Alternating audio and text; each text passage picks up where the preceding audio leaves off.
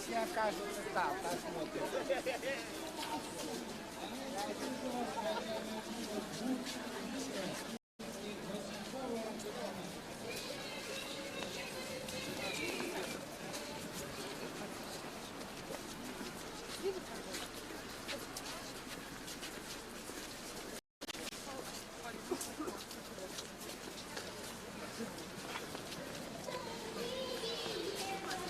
Вітаємо! Белорусская служба радио «Свобода». Мы находимся в Витебску, починали наш шлях с площади Перамоги, галоўнай площади Витебску.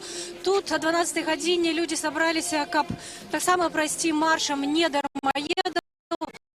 Аднак витебские улады так само зладили на этой площади святкаванне Масленицы. Вельмі шмат людей собралось, мы за 1,5 годины приехали. И тут уже вся площадь была заполненная детьми, усялякими забавами, масленичными шапиками с продажами блинов.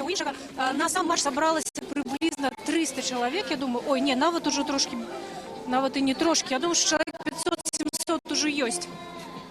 И у выніку люди, якія трохи постояли на площади, вырашили перамясціцца ў іншае месца, каб, як яны кажуць, ну, не замінаць дзецям святкаваць. Вот витебские улады тут наладзілі адразу два святы. Это марш не дармаедаў і Масленица. Выглядае, што гэтыя святы не ўдаецца спалучыць.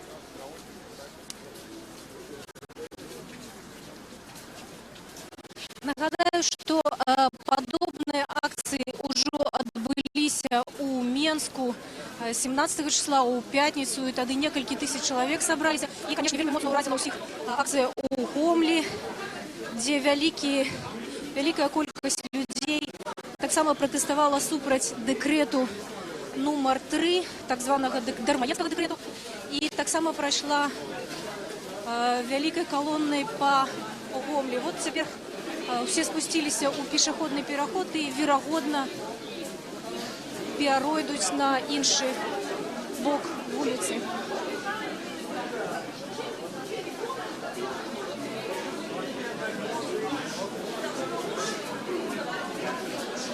Сёння акцыі праходзяць не толькі ў Витебску, а ў Брэсце і ў Баранавічах. Таксама акцыя праходзіць у Бабруйску. Будзем паведамляць.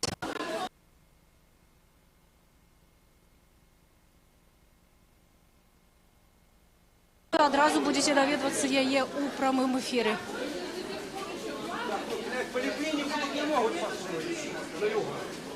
Поскольку уже поликлинику построили.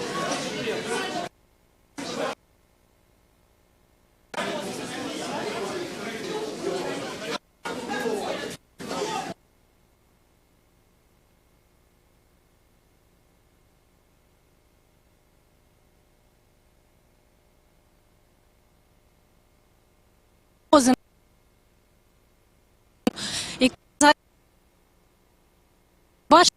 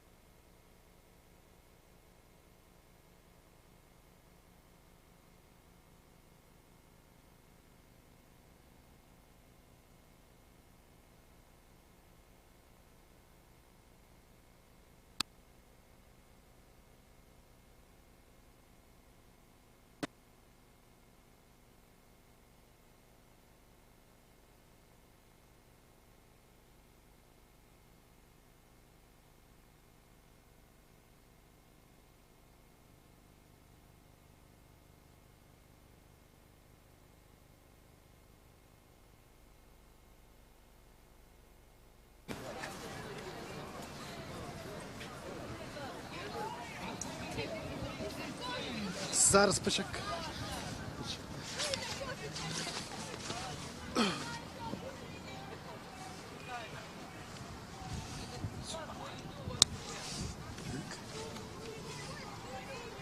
Вибачаємося за технічні незручності, тому що для того, щоб перейти на інший бок площі, треба було трэба было пройсці досыць доўгі падземны пераход.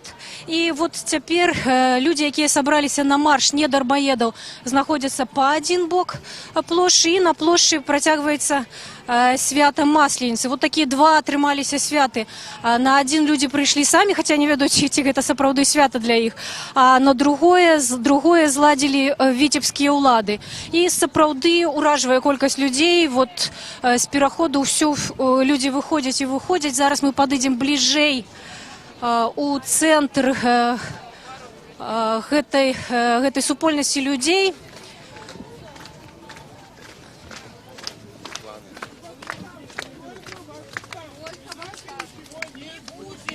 Ничего не будет.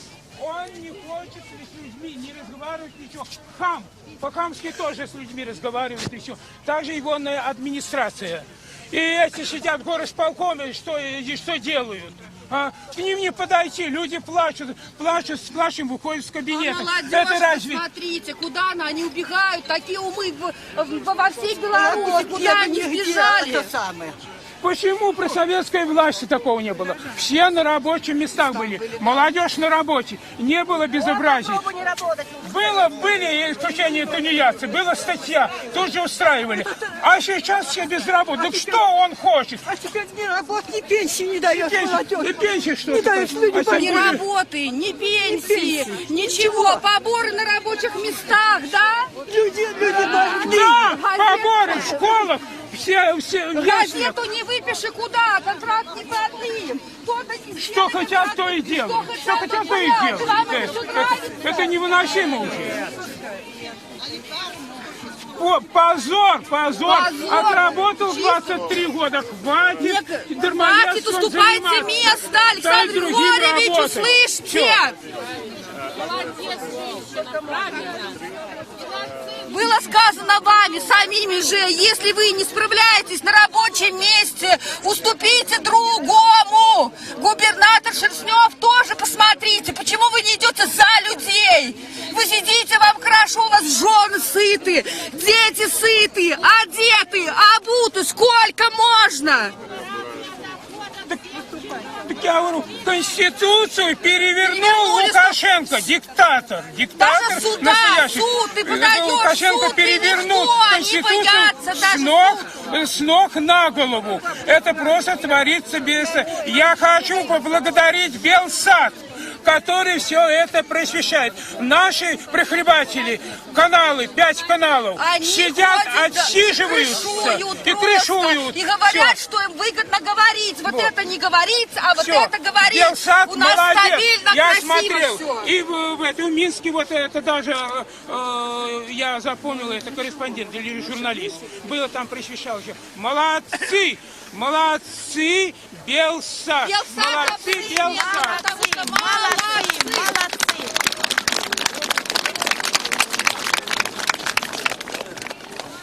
Что? Это Белсат, независимый. Ну, была рэкляма невялікая беларускага незалежнага тэлеканала Не «Белсат». боятся говорить правду. Але мы бачым, што тут вот у адрозненне ад Менску і ў Гомелі няма такіх арганізатараў, і гэта сапраўды такое народная акцыя. Може, нехто ведає мене. Учора, першим прийти сюди, я підняла Конституцію. А микрофона нет? А нет у вас? На жаль, нема. Підняла Конституцію. Открыла с самого початку. И вот считаю, что наша Конституция. Артикул 2. Кожный человек – это каштовность, высшейшая каштовность у державы. Все сгодны? Ура! Держава отказная перед громадянином. Ёсть. Что мы отчуваем? Дейничая гэты артикул? Нет. Не дейничая. Артикул 3. Одним витоком державної влади і носьбітом суверенітета в Республіці Білорусь з'являється народ. Дейничая гэта? Нет! Не денежная. Артикул 7. У Республіки Білорусь принцип вершини права. Дзейнічае гэта? Няма. Пробачте, калі ласка. Артикул 21. Кожны мае права на прыстойны варты ўзровень жыцця, уключаючы ежу, дамы, жытло, адзенне. І што робіць дзяржава абавязана? Сталае паляпшэнне неабходных умоў. Ёсць гэта? Няма. Артыкул 33. Кожнаму гарантуецца свабода меркаванняў, перакананняў, іх свабоднае выказванне. Ёсць гэта? Няма гэтага. Артыкул 41, дзеля якога вы сёння тут.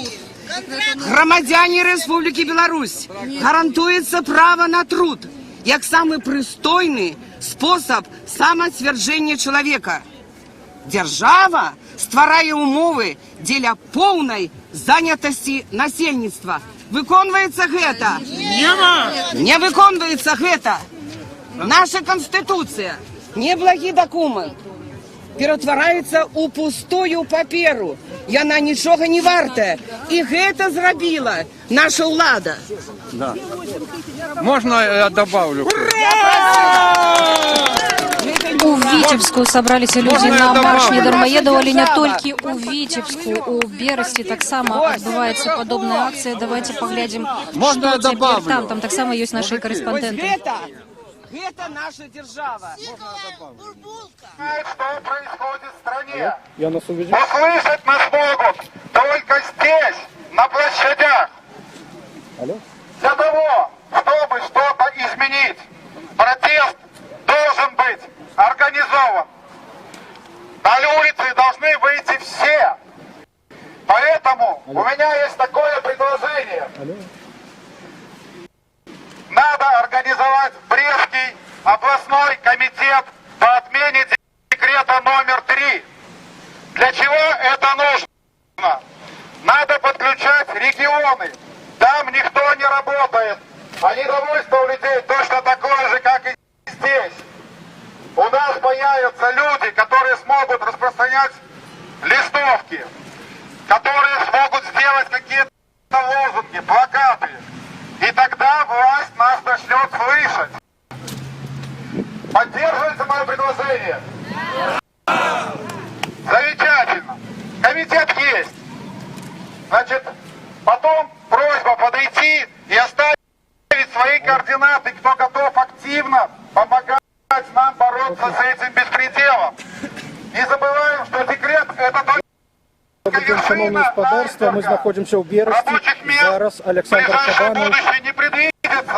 Виступає Олександр Кабанов, який один з найбільш відомих зборщиків підписів на Берестівщині. Він зібрав більше 2500 підписів за відміну декрета номер 3. Достаточно много, но начать надо заставить их отменить этот ненормальный Присутнічає декрет. більше сотні вже народу, і люди підходять. Все. Некоторые люди с червоно-белыми стягами, вот девчина. Кто хочет что-нибудь сказать, подходите, не стесняйтесь. Что говорит, ты знаешь, Пусть дает спасибо тем, кто работает за границей в той самой России. Они привозят сюда, кормят детей. Вот он пусть подумает, там масса детей, что они будут с ними через 5, 2, 3, а то и год. Что с ними будет? Куда пойдут работать? Куда учиться? Куда поехать? Что как? Ноль. Ну что это такое? Это Радыё Свабода вядзе нам простую трансляцыю з Віцебску. Тут сабраліся людзі на марш недармаедаў. Услед за маршамі, якія адбыліся ў Менску і ў Гомелі сёння ў нядзелю. Людзі выйшлі ў Віцебску. Тут няма арганізатараў. Людзі самі сабе арганізуюць гэтую падзею. І гэта рэдкая сапраўды магчымасць проста паслухаць людзей. То и все. Я хожу и пишу в облсполком, не стесняюсь. Вы можете проверить. В облсполкоме мои записи.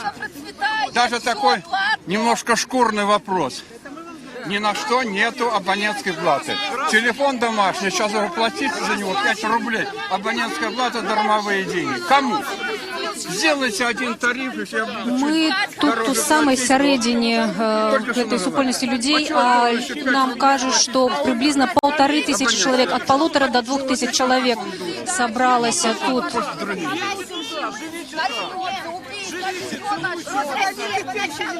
Этим людям не дает. Люди добавил 61 год. Пошел на пенсию, он сразу отменил, все отменил. И декретные. Никто в армии был. И добавил пенсию. Люди болеют. Хотя у моего сына 2 операции на ноге, в одной и в другой, больной.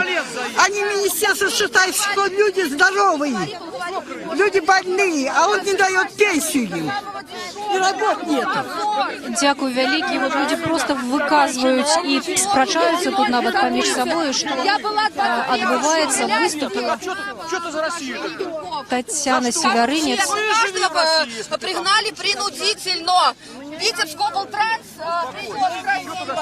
ножками надо ходить. Господин Шерстнев, уважаемые депутаты, ножками, как мы, покупать проездной и ездить на работу, а не бояться людей. Сейчас Россия перекроет, да? Ну и что? Ну и что? Ну посмотрите на Прибалтику. Посмотрите на Прибалтику. Поляками.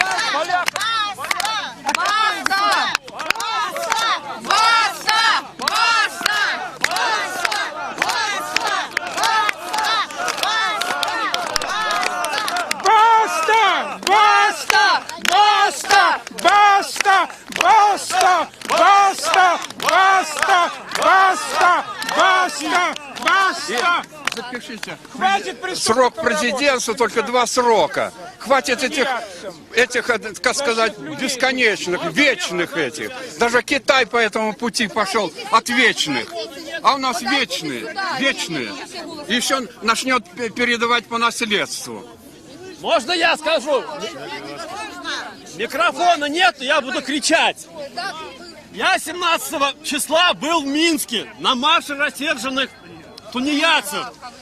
Я видел, извините за голос, я видел, как люди собрались. Люди не боятся, людей было очень много. И поэтому я хочу сказать, я призываю вас, витебчане, витебляне, правильно сказать, да, не бойтесь, просто чтобы нам справиться с этой бедой. Нам надо просто все вместе. Мы не платим налог. Мы не платим налог, и ничего с нами они не сделают. Если больше половины заплатят, то понятно, мы проиграем. Если мы платить не будем, пускай 10% заплатило, но если все остальные не заплатят, ничего не сделают они нам, ничего. Поэтому я призываю вас, я видел, что люди перестали бояться, уже хватит бояться, поэтому призываю, не платите налог и не надо ничего бояться. Куда ж уже бояться?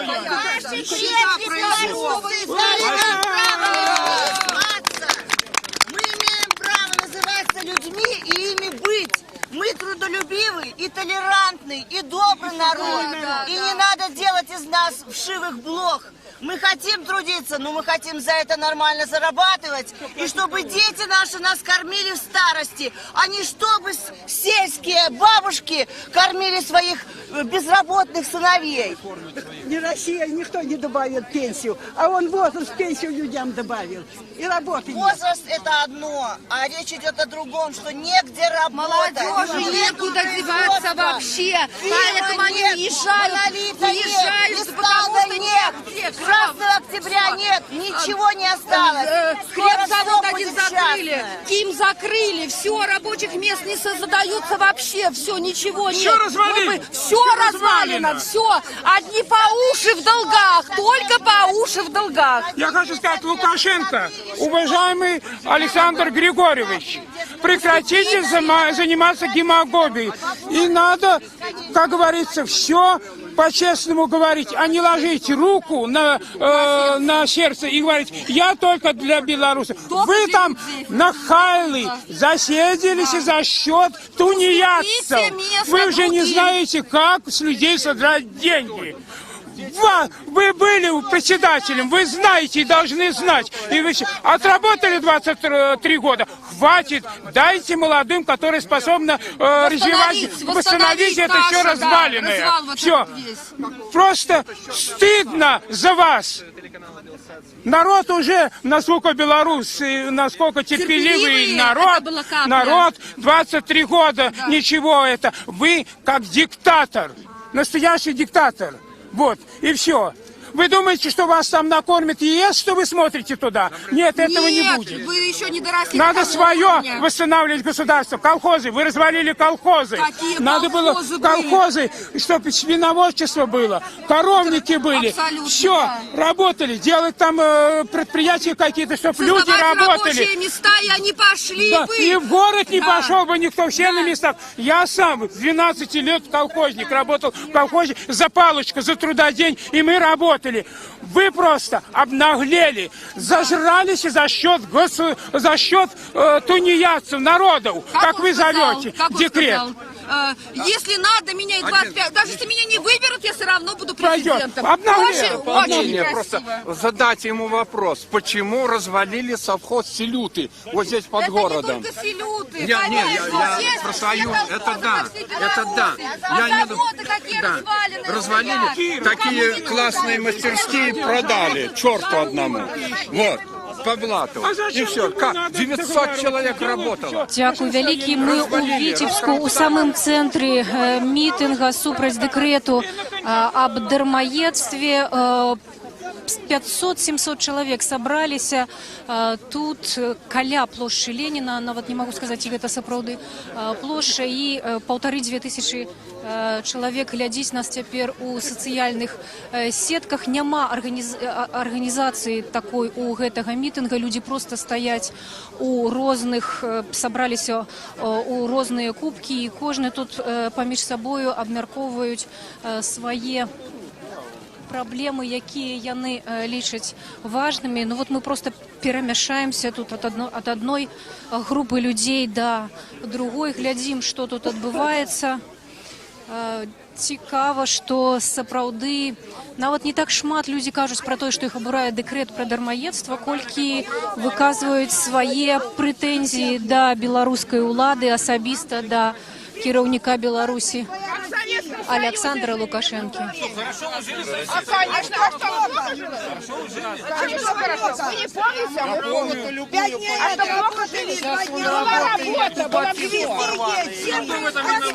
Кто в этом виноват? Все производства развалили, работать Тот, за кого вы голосовали?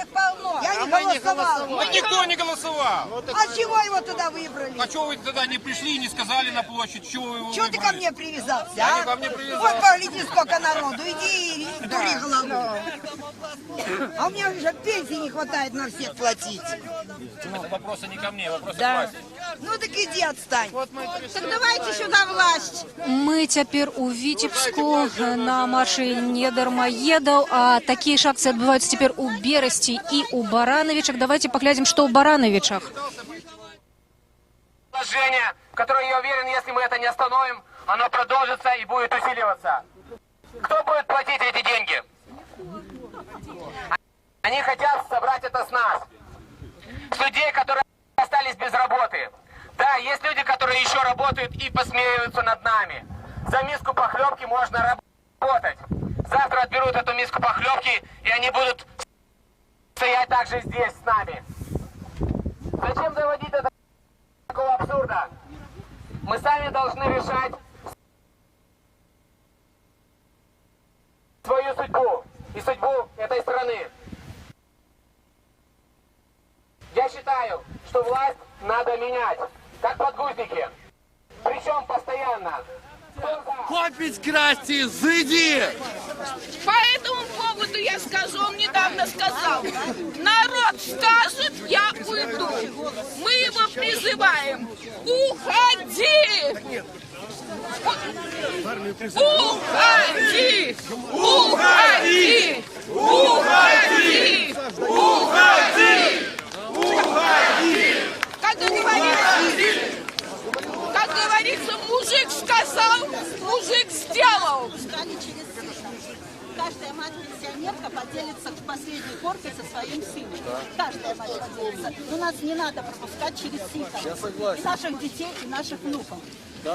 Ми у Вітебску на галоўнай плошчы Перамогі. З аднаго боку плошчы адбываецца свята Масленицы, якое арганізавалі афіцыйныя віцебскія ўлады, а з другога боку плошчу мітынг недармаедаў. Людзі сабраліся. Такая прычына супраць дэкрэту пра дармаедства, але насамрэч ніхто яшчэ не паскардзіўся на сам дэкрэт, але людзі вельмі шмат прэтэнзіяў выказваюць да беларускай улады. Арганізатараў гэтага мітынгу няма. Проста людзі ў розных кубках, групах стаяць, абмяркоўваюць свае праблемы. Можна сказаць, што, напэўна, я б ужо, напэўна, як мінімум 1000 пацаніла ўсё ж такі. 1000 гэта як мінімум чалавек тут ёсць на Вітебскай галоўнай плошчы. У нас комиссия сейчас из Минска. Так я должен прийти. Я 4 года не работаю. Только что, сейчас расскажу о себе. Я родился и вырос в этом городе. Теперь приехала какая-то комиссия из Минска, сытые и довольные, понимаете? И я должен пойти туда оправдываться. Если я сумею доказать, что я вот хороший весь, то мне простят налог. А если нет, то мне надо кого-то где-то обчистить когда-то, чтобы заплатить. Вот. Какие, значит, сегодня рабочий класс, рабочий вы можете человек, бачыць, што адбываецца ў Бараначавічах і ў Берасці. Там таксама людзі сабраліся, каб выказаць свою супраціў дэкрэту пра дармаедства. Декрет номер 1. Про декрет я даже не говорю. Это уже высшая точка кипения. Я о себе скажу. Я никогда не состоял ни в каких спецслужбах. Никогда не принадлежал никаким партиям. Простой работяга. Если я уже страх потерял, то извините меня. Дорогой ты Александр Григорьевич, надо какие-то, как минимум реформы. Более того, я себе даже набросал так тезисно, что можно сделать на сегодняшний день в Беларуси. Значит, первое, отменить декрет номер 3, сразу отменить. Он антиконституционен даже. Я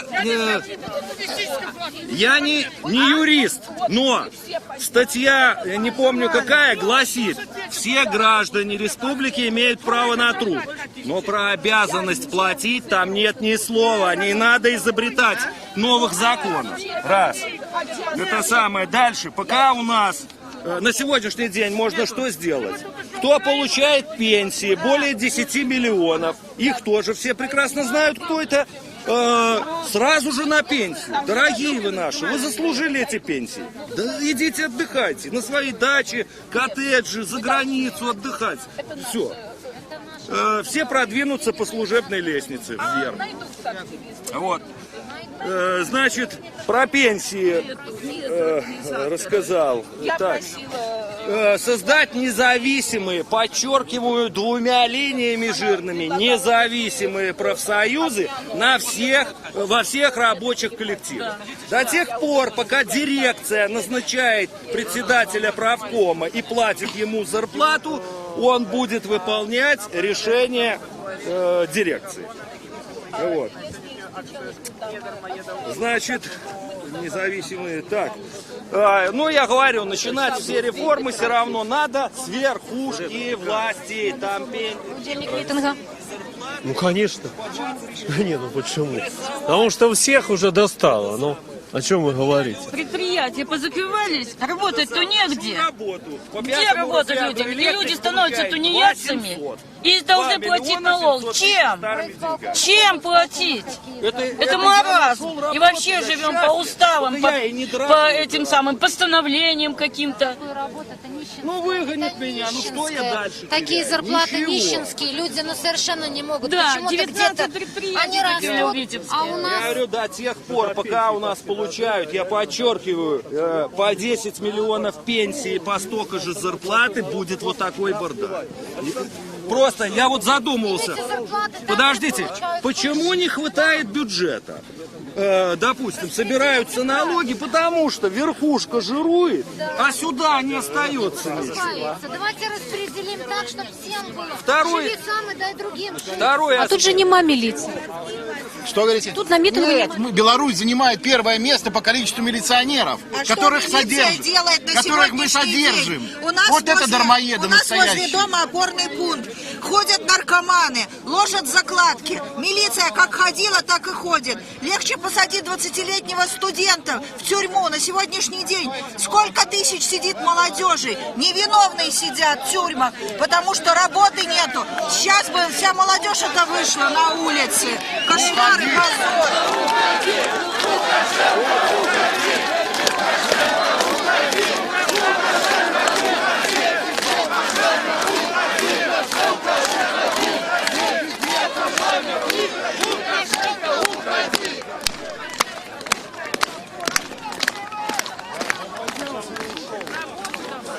Як ми бачимо, по акції у мітингу декрет номер 3 – це тільки підстава для того, щоб виказати своє незадовольнення. Смотрели и нам помогли дожить благородно и достойно свою жизнь. Но сегодня мы детям отдаем последнюю пенсию, потому что им нет работы, им не за что жить, им не на что учиться, им негде работать, им негде получить деньги. Я не хочу, чтобы мой ребенок ездил в Россию, за границу. Я хочу, чтобы он работал здесь, чтобы он растил моих внуков здесь и меня на старости лет досмотрел. А состояние сегодня просто невыносимо, просто ужасно. Если мы будем все молчать, мы докатимся до нулевого положения. Не будет лучше, будет становиться с каждым днем все хуже и хуже. Посмотрите, что творится в школах, что творится в детских садах. Мы с вами платим налоги, но мы же со своих денег содержим и школы, и детские сады. У нас отняли санатории, профилактории. Раньше мы могли поехать от профсоюза за малые денежки туда полечиться. А сегодня нужно год собирать, чтобы съездить на 14 дней и полечиться в санатории. Если вы попадаете в больницу, вас через 3 дня оттуда выпишут и скажут: лечитесь стационарно. Идите из дома, ходите больной в больницу и там лечитесь. А у нас нет средств содержать вас в больнице.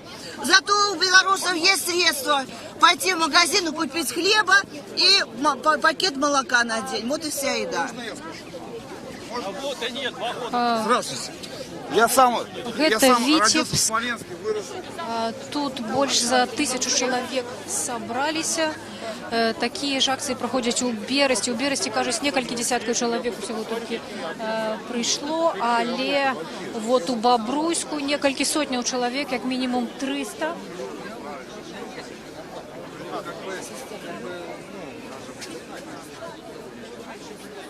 По-ранейшаму няма у гэтай акцыі арганізатара. І вот люди просто стаяць, хтосьці не ведае, што рабіць, хтосьці вот абмяркоўвае паміж сабою тое, што адбываецца ў краіне. Вот зараз мы вам покажем. Люди собраліся, гэта другая частка плошчы Перамогі. Люди просто стаяць на прыступках. Не відаць нікога з праваахоўных органаў, ніхто не перашкаджае. Вельмі шмат людзей здымае на відэакамеры і на тэлефон. Я ведаю, што шмат таксама людзей вядуць трансляцыі ў сваіх блогах, і ёсць вельмі шмат СМІ, якія транслююць і вядуць онлайн з гэтай акцыі. Няма тут падрыхтаваных, збольшага няма падрыхтаваных плакатаў. Люди перахапілі слоган «Баста», які прагучаў у Менску і пад якім ішла менская акцыя. Ёсць некалькі чырвона-белых сцягоў, не так шмат, але ўсё ж такі ёсць. Добрый дзень. Гэта Радыё Свабода, мы ў прамым эфіры. Вы з якім сёння выйшлі пачуццём? Што хочаце данесці людзям? Я хочу донести людям, что с этим декретом надо заканчивать. Вот. И я не смог отсидеться дома, поэтому пришел подтримать своих товаришов Считаю, что надо идти супроть декрета номер 3 и проложить все силы, как этот декрет смогли отменить. А вы ж, відаць, часто удзельнічаеце, ці прынамсі ведаеце, як Вітебск рэагуе на тыя ці іншыя падзеі? Гэта шмат людзей ці не шмат сабралася, скажите? Ну, на такое мероприятие в Витебске я сегодня здесь первый раз. Поэтому то, что было неделю тому назад, я видел только в интернете, на Фейсбуке. Там говорили 250 человек. Но сейчас я вижу, что по-моему, людей больше. Не знаю сколько, но людей больше. Я в Минске был, и с вами, это самое, сустракался, и на других мероприятиях был. Вот. Ну, в другие годы, не супротив декрета номер 3. Поэтому... Дякую, вялікі хлопцы. Може, ви ведаеце, гэта много людей для Витебска собралось? Думаю, да. А звычайно колькі выходит? Ну, для Витебска, я думаю, это нормально. А колькі вы думаете, тут 1000-1500 есть? Думаю, 700 человек. Точно. Если посмотреть, 1000 есть, как минимум. Минимум. 500? Нет, даже больше. 1000 есть, да. И люди еще подключатся к маршу. Да. А есть нейкая программа, вы ведаете? Нет, мы не знаем. Мы сами с Минска приехали. Сами с Минска. Да. Али вы приехали специально сюда? Специально, да, поддержать людей. Говорили, что будут какие-то провокации, но на самом деле видим, что пришли наши люди, белорусы, все будет хорошо. Да. Вось, оказывается, гэта не витебские люди, тут колонна пачала рухаться, и давайте поглядим, что, які у людей теперь план.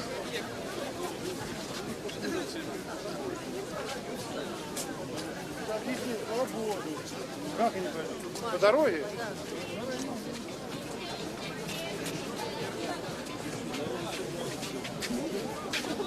Напэўна, колонна ідзе, будзе рухацца по витебских вуліцах. І вот такое своеасаблівае прывітанне людям, якія святкуюць Масленіцу з таго боку плошчы.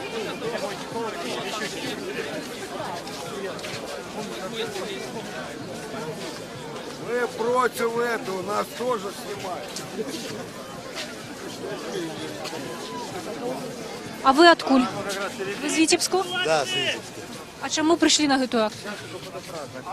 Поддержать. А вы дармаед? Да, оказалось так. А вот вижу Алика я. Пакуль витебская колонна рухается по вуліцы. Давайте поглядим, что там адбываецца у Барановішах. Там таксама люди пратэстуюць супраць дэкрэту пра дармаедства. К гражданам нашего города и к нашей власти. Ау! Хватит там сидеть! Я хочу поднять очень насущные проблемы нашего города. Они должны быть четкие, конкретные. Этот список, он длинный, хороший, парламентская республика и так далее. Люди аполитизированы, их интересует экономика, их доход, их хороший уровень жизни. Первая проблема нашего города – это дороги. Это уродство, когда-то начнут делать или нет. Я был депутатом у Ольги Политика, Ольги Сергеевны Политика в среду. Она сказала, что планирует сделать 2 дороги. 2 на 180-тысячный год? Вы что, шутите? У нас здесь 122 дороги. Бюджет города позволяет их ремонтировать.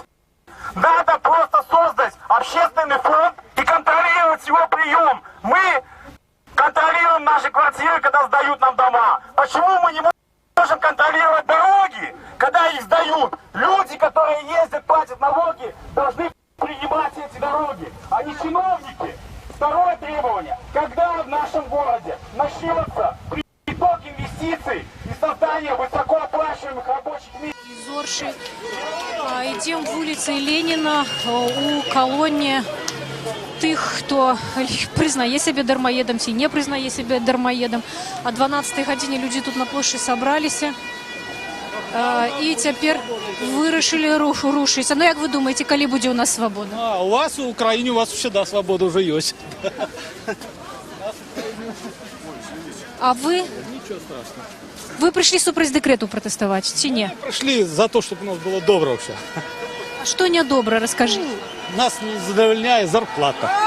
Нас все, нам уже это дрянно стало. Мы пришли, как нам было жить крышечку ляпшей. А так, А скажыце, што такога здарылася, што людзі вымушаны вось па вуліцы ісці пра гэта гаварыць? Нельга прийти в выканкам и распавесці, что не так. А мы туда ходили, и нам там, нечего нам там спрашивать. Бесполезно. Слухай вас, улада? Ну, иногда да, иногда нет. Где-то хорошо, где-то плохо. А так вообще, конечно, у нас заработная плата сейчас очень вообще, вот даже, я говорю, мы живем просто так вот, существуем, работаем только за еду, и все. А так вот еще. Вот сейчас вы меня сняли, а потом завтра за мной может. Я не знаю даже. Спасибо, девушка, все. Ну, никто не боится, сказали, не боятся. Я не боюсь. Дякую, вялікі. Дякую. Поговорили з одним з удзельнікаў гэтага шэсця. Слушайте, скажу. Давайте, скажите. У меня сын инвалид, до 18 лет был. Ну, удостоверение все. Но потом он, естественно, ничего не вылечился, все. Но удостоверения не было. Короче, он учиться его не взяли. Ну, комиссию не проходит, понимаете? На работу нигде не берут. Тоже. Ну, нигде комиссию не проходит. И ему прислали заплатить. Представляете? Это бред. Ему с поликлиники взяли, ну, бумажку такую, лист большой, где написано на 2 страницах, что ему, ну, практически нигде работать нельзя. А ему прислали платить. Это нормально, что ли? И я должен доказывать, что я приношу этот лист налоговую. Это не документ, говорит. А какой им надо еще документ? Им вот это такой надо документ. Ну, понимаете. И что вы будете робить? Ну что, да ничего. Да никто, да не с чего платить. Если бы реально были бы деньги, чтобы отвязаться, люди, ну, многие так, может, и делают. У кого есть работа, есть деньги, они платят. Но тут реально я проголодь живу. Серьезно. У меня куры есть, я в своем доме. Ну, благодаря этому как-то вот так. Ну, о чем можно еще говорить? Дякую вам, великий. Еще жена с больными ногами, руками каждый вечер плачет. А утром надо идти один выходной. И, ну, за 2 миллиона идет на работу. Каждый день. Вечером плачет. Нормально? Пенсионный возраст, все. Вот так. Дякую, вялікі. Мы ідзем... Радуя свобода. Мы ідзем у колонии вітебскіх дармаедаў ці не дармаедаў. Гісторыі, якія вы тут чуеце не кожны раз. Дакладна не пачуйце па беларускім дзяржаўным тэлебачанні. Вы Радуя свобода? Да, мы Радуя свобода. А вы что-нибудь цікавае хочаце распавесці? Вы дармаед? Можно говорить? Можете говорить. Может, забьют? Вы дармаед? Лютый. Да. Лютый дармоед. Як так атрымалася? Працаваць не хочаце? Он рабочий. Я рабочий. Работы нету. У меня 8 специальностей. От А до Я. Чому ви тут тоді? Тут одні дармоеди. Потому что я... Вы сказали, вы меня спросили, почему я тут одни дармоеды. Вы у меня спытали вопрос? Чому? Я ответил, что я дармоед. И чему? Потому что я тут. Я не против Лукашенки, я не против нынешней власти.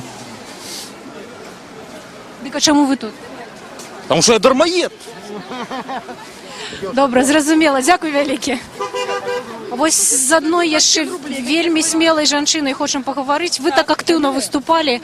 А скажите, я говорила абсолютно только правду. Как меня учили мои родители, мои бабушки, дедушки и прадедушки. Абсолютная правда. Все.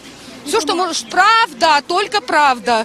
Нету сейчас ее, конечно, у наших властей, нету ее, конечно, в судах, потому что все боятся. Как говорится, начиная от плинтуса и заканчивая небесами, каждый человек, все повязаны одной цепью, соответственно.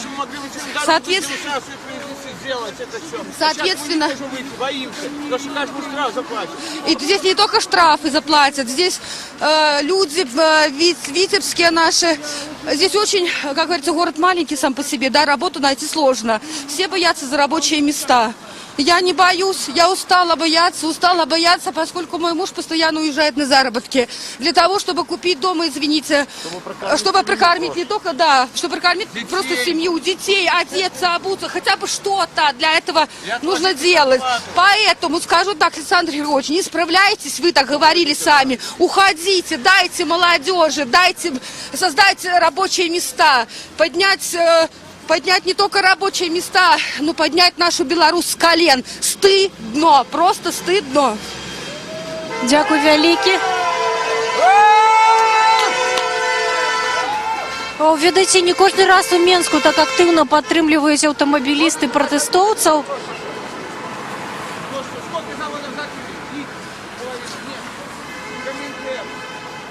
Нагадаю, што мы ў Витебску.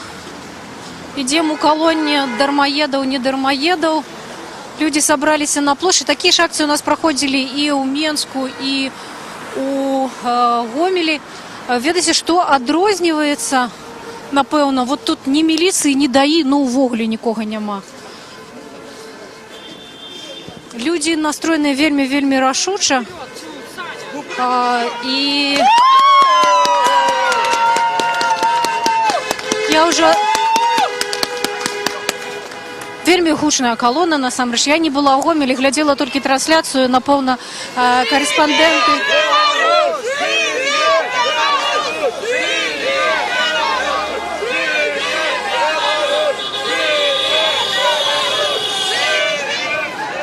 Якія там былі, маглі б параўнаць, але людзі тут адчайна і вельмі гучна выкрыкваюць тое, што яны хочуць сказаць. І, канешне, казали уже, что ничего не боятся, ну, вельмі резко выказываются наконт того, что отбывается в Украине. Ну, важно зазначить так само, что заклик да уладаў и особисто да Александра Лукашенки сыходзіць, ён гучыць на гэтых акциях усё мацней.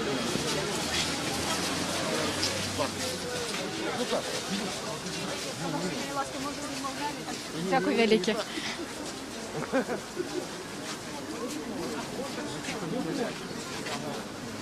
Мы зараз рухаемся вулицей Ленина униз от площади Перамоги. На площади, видать, протягивается... О, да, права.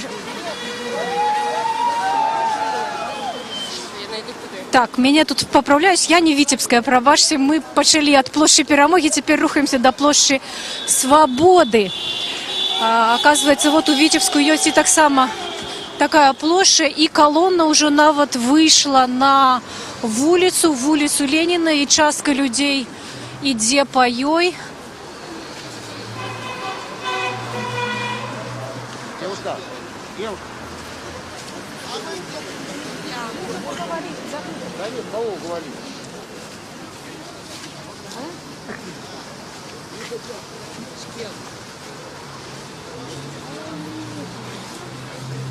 Нагадаю, что такие ж акции адбываюцца цяпер у Бабруйску, у Барановичах и у Бересте, але, відаць, усё ж таки у Витебску самая шматлюдная. І заўжды ўражваюць гісторыі, якімі дзеляцца людзі. Шмат чаго горкага і роспачнага можна пачуць, і тыя заробкі, пра якія яны кажуць, вельмі моцна адрозніваюцца і ад менскіх, і ад таго, што мы можам прачытаць у дзяржаўных газетах. Скажите, Кляска, гэта Радыё Свабода, мы у прамым эфіры.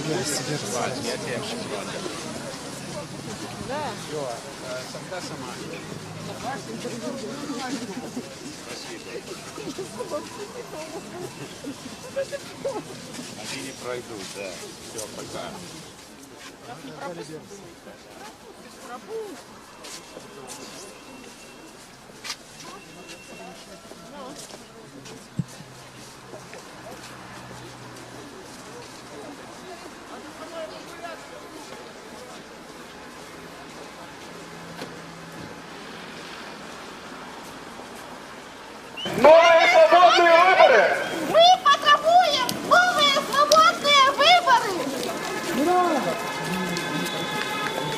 Сейчас мы сейчас принесем там и там посчитаем.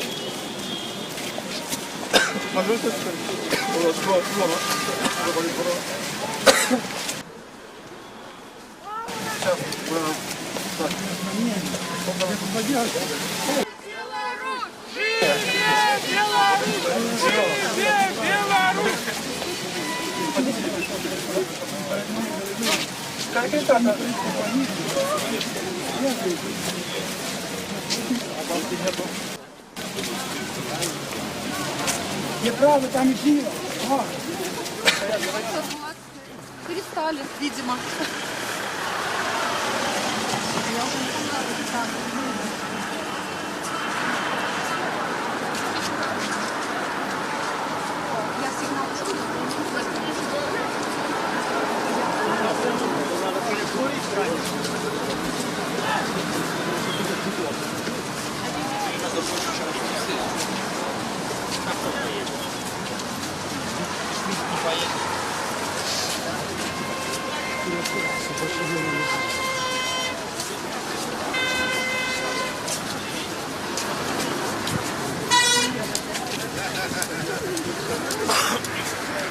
Витебск, колона дармоедов, не дармоедов рухается, дошли уже до площади Свободы. Больше за 1000 удельников, смело можно сказать, собралось на эту акцию протеста. Вы просто гуляете, вы удельничаете.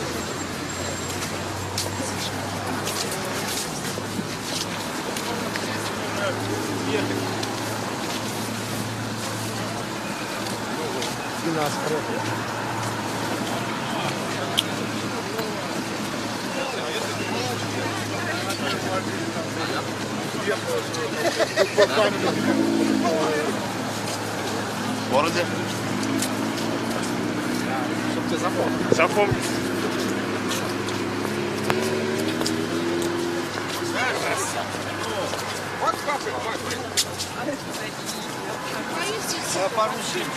Что случилось, мой друг? Жена позвонила. Вам понравилась собака? Она тоже против. Он даже сказать не может. А мы палку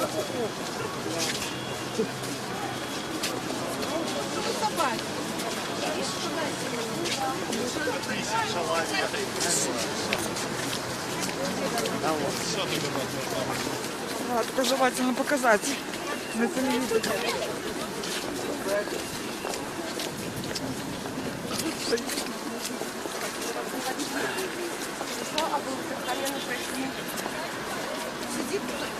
Нет декрету номер 3! Царины суши заказывать в Макдональдсе.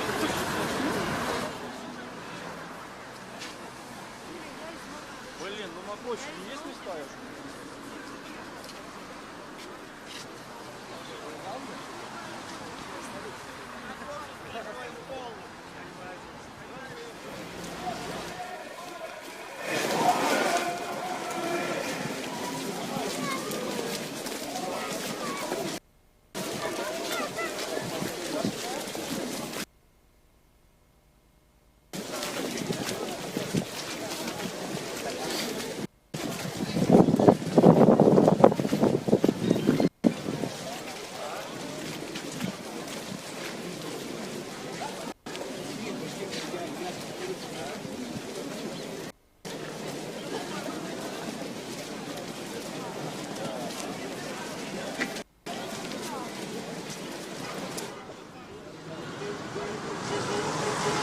Ясно.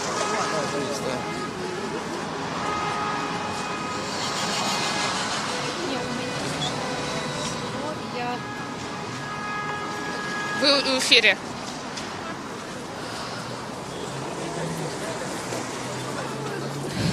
Цяпер, калі вы паглядзелі, што адбываецца ў Берасці, вярніцеся, калі ласка, у Віцебск з намі. І ведаеце, я вот азірнулася і сама ўражаная тым, наколькі ўсё ж такі шмат людзей цяпер ідзе. Нагадаю, што нікога, ніякіх арганізатараў тут няма. Людзі самі выйшлі, людзі самі вырашылі, пра што ім размаўляць, куды ісці. А вот вы так вітаеце нас. Раскажыце, калі ласка, вы чаму тут? У меня жена дармоед. У вас жена дармоед. отрывалась. Вы решили, чтобы дети не ходили, вернее, чтобы жена не пошла работать до того, как дети пойдут в школу. Ну, посидеть дома, чтобы все успевать, все делать. Ну, так отрымалась. А платили гэты падаток? Нет, еще не платили. Это изменение сделалось 12 января, насколько я помню. Это вот за этот год, за 17-й год, там нужно будет платить тогда. А вы згодны з тим, що є такі декрети? Нет, конечно.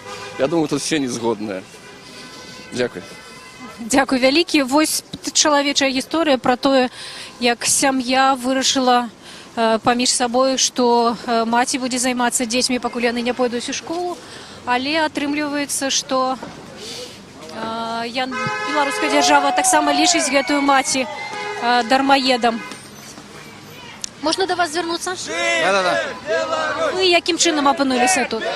Я могу простыми словами, двумя словами сказать, я просто неравнодушный. Да, я действительно не работаю на территории Республики Беларусь, потому что работы действительно нету. И я хотел бы, чтобы что-то изменилось. А чтобы что-то изменилось, надо выходить все вместе и вместе что-то делать. Без этого ничего не получится просто. А вы думаете, вот эта акция, она нечто поменяет? Конечно, обязательно что-то поменяет. Нужно не оставаться равнодушными ко всему, и все будет. Тогда все будет хорошо. Сами из Витебска? Да, сами из Витебска. Працуете? Нет. За мяжой працуете? Да, в России. Дякую вялікі. От таксама частая гісторыя, калі беларус працуе за мяжою. Гэты малады чалавек працуе ў Расіі. Вот зараз гаспадарынь падыдзем. А скажите, калі ласка, гэта беларуская служба радыё свабода. Мы ў прамым эфіры. Вы таксама не згодныя з гэтым дэкрэтам? Я не згодна, да. Я отставник, офицер. У меня дочь с 3 высшими образованиями на сегодня не имеет возможности устроиться. Вакансии, которые выставляются, это все вакансии ложные. Много есть знакомых, которые работают в организациях и говорят, нас обязывают заставлять эти вакансии. Детей 2 несовершеннолетних нужно воспитывать. Это вообще, конечно, ужас. Вот просьба властям обратить внимание на то, чтобы пенсионеров убрали с рабочих мест, освободили места в администрациях, которые просто засиживают места, им трудно все эти перестройки и все прочее, а молодежь, которая грамотная, умные, перспективные люди, они не могут устроиться. Поэтому на это нужно обращать внимание. И нужно не сидеть за столами, а выходить в народ и понимать проблемы людей. Потому что это, конечно, ненормальное состояние. Ни в одной стране, нигде в Европе нет такого закона. Нет закона декрет номер 3. И просьба нашего президента, чтобы он, конечно, тоже понял проблемы людей и пошел на уступку, чтобы отменить. Я вот как госслужащая очень прошу, потому что мне болит душа за моих детей, за внуков, потому что перспективы нет. Люди потоком уезжают, все очень недовольны. Я думаю, что президент наш очень благоразумен, и он поймет это, и все-таки согласится убрать этот закон.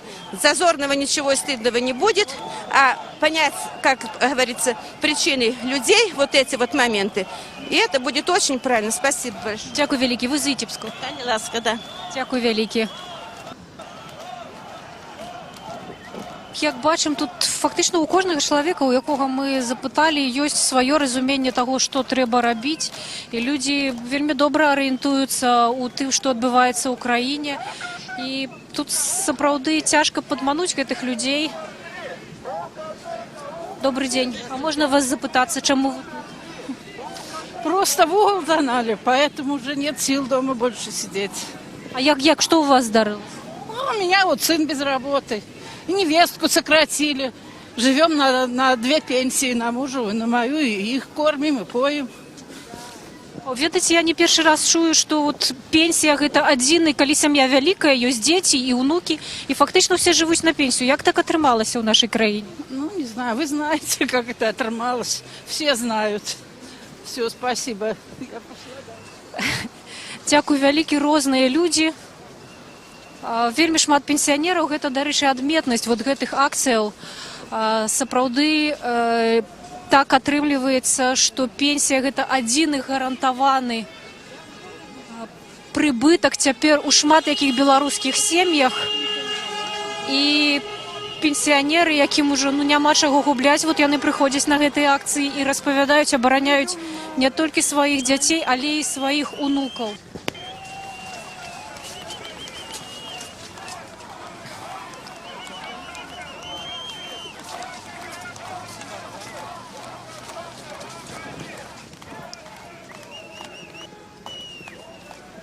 Вот галава колонны уже дошла до собору, и там збирається, ну, цікавий такий пункт.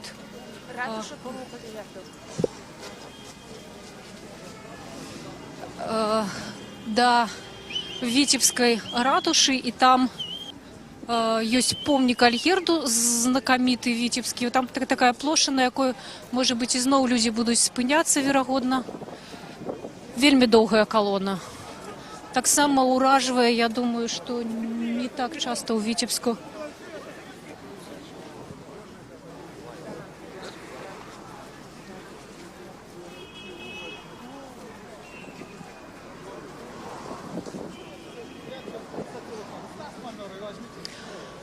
Пакуль яшчэ людзі збіраюцца ў Витебску на ратушнай плошчы. Давайте паглядзім, што там у Берасці.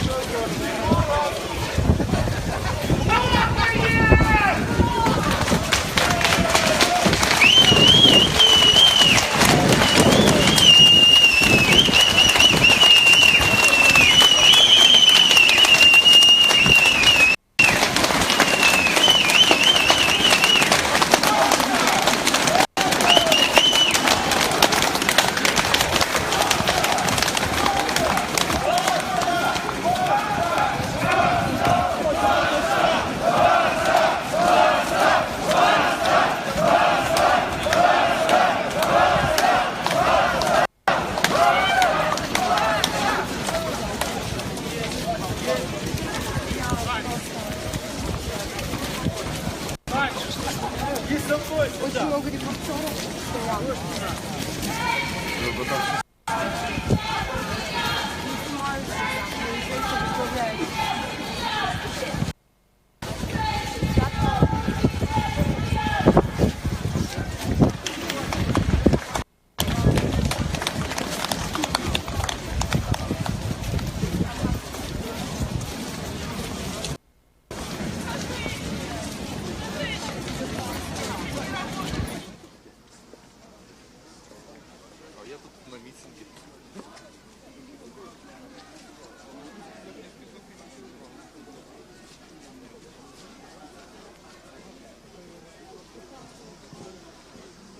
Прайшла Витебская колонна ратушную площадь. Мы уже ведаем, что идем мы на площадь Ленина. Вы можете поглядеть. У колонии, кажуть, мне вельми тяжко оценить, але у колонии, кажуть, про некалькі тысяч человек. И что, в принципе, цалкам верагодна. Колонна вельми доўгая и, я бы сказала, что вельми добра организованная.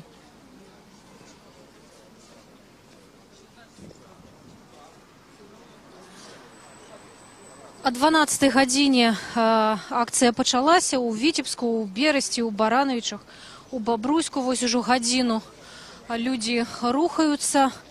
Галоўная падстава — гэта пратэст супраць дэкрэта нумар 3, дэкрэта пра дармаедства.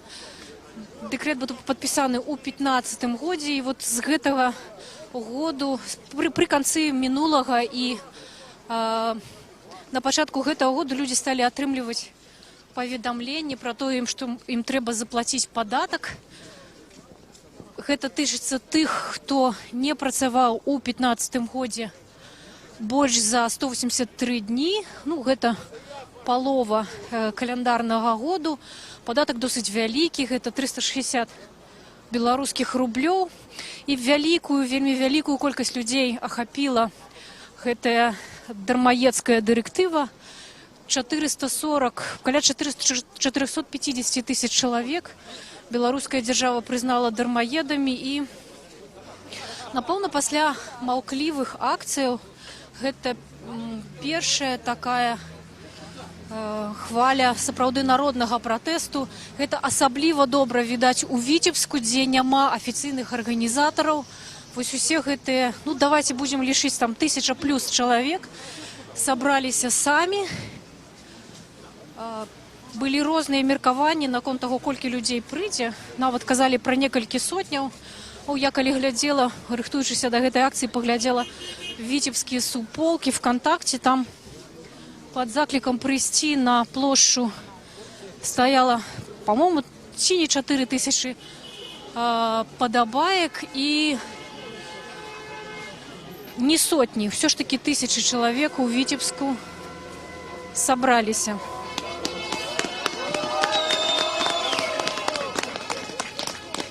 Что там, покажите, калі ласка, як Берасці, як на поўдні Беларусі паводзяць сябе дармаеды, не дармаеды.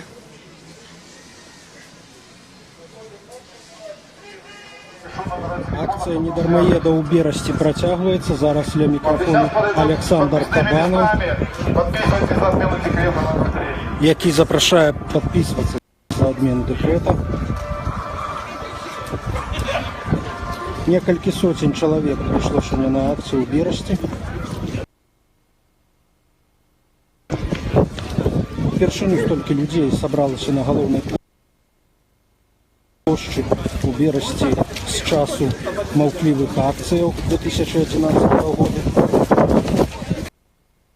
Основными лозунгами сегодня были отмена декрета номер 3 и, конечно, а так само люди шмат выступали с закликами об отставке Лукашенко.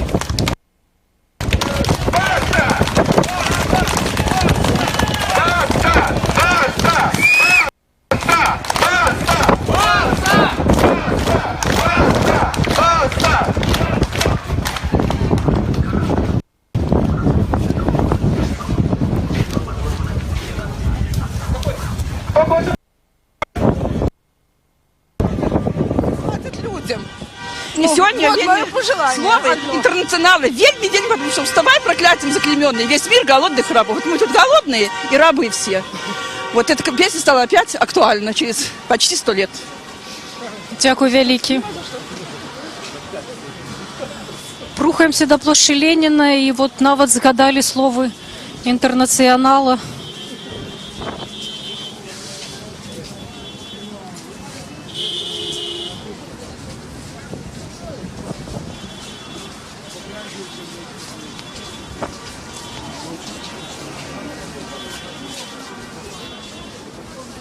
Юля, я зрозумів.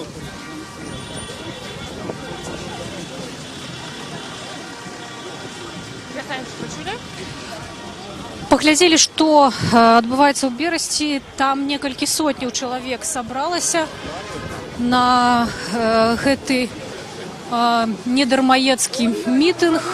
А ў Віцебску калона вот дагэтуль рухаецца. Яшчэ мы ідзем да плошчы Леніна. Скажите, калі ласка, а собачка у вас так само дармаед? Так само, да. І ну так здарилося. Ми з ним разом дармаеди. Часами буваємо. Але ж, ну, як наставник, були наставник по диплому русского язика і літератури, я год не могла знайти працю. Ну, зараз знайшла маленечку на четвертинку ставки, но як жить на гэты деньги, я не разумею. А что гэта за дэкрэт, як вы думаете? Якое у вас да яго стаўленне? Ці ён патрэбны, ці не патрэбны? Я лічу, што не патрэбен. Гэта сканаванне праў чалавека. Скасаванне, ну, нельга так рабіць.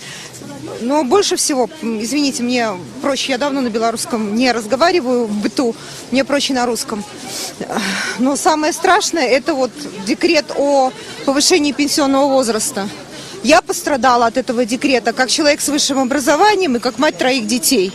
То есть у меня выдернули из социального стажа страхового 15 лет. Соответственно, вот сейчас мне 48, я могла бы пойти в 55 на пенсию вполне с приличным стажем. Но учитывая, что я сейчас работаю на четверть ставки, и в ближайшее время, ну дай бог, до полставки я сумею дотянуть, то представляете, о какой пенсии я могу рассчитывать через много-много лет еще к тому же. То есть вообще страшная ситуация. Надежды на то, что будет хоть какое-то светлое будущее, нет. Мне надо поднимать младшую дочь, а я не могу ей даже оплачивать обеды в школе. То есть максимально по городу стараюсь передвигаться пешком, потому что мне уже не по карману общественный транспорт. Ужасно. Не хочется так жить, и я очень рада, что народ проснулся. Вот это яркий показатель того, что так не будет. Я ни разу не голосовала за того, кто сейчас стоит у власти. Я голосовала на первых выборах за Зенона Поздняка. И до сих пор считаю, что это единственный президент, который мог дать этой стране надежду. Поскольку не существует этноса, если у него нет своего языка. Я яркий представитель умирающего этноса. Поскольку в моей семье, сколько я не прививала любовь к белорусскому языку, мне не удалось, я сама не заговорила на нем. А соответственно, совокупность, территория, религия и язык – это основополагающие приметы этноса. В этой стране их просто нет. Соответственно, о какой стране мы можем говорить? Двуязычие – это смерть для Беларуси. Здесь должен был быть национальный язык белорусский. И должен был быть Поздняк со своей ориентацией на Запад, на единство с Евросоюзом. Вот то, что мы имеем сейчас, мы заслужили, наверное. За наше молчание, за наше соглашательство, за наш такой помяркованный менталитет. Треба менять. Пришел час. Дякую вам велике. А як вас звати? Олеся. Олеся. Олеся, дякую велике. Так само удзельніца гэтага шэсця з Віцебску з такой вельмі моцнай прамовай у нашым эфіры.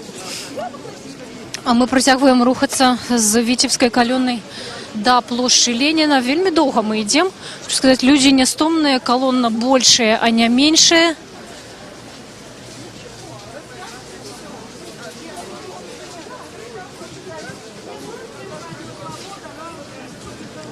Вельмі розныя праблемы людзі агучваюць. Сапраўды відаць, што ў іх накіпела.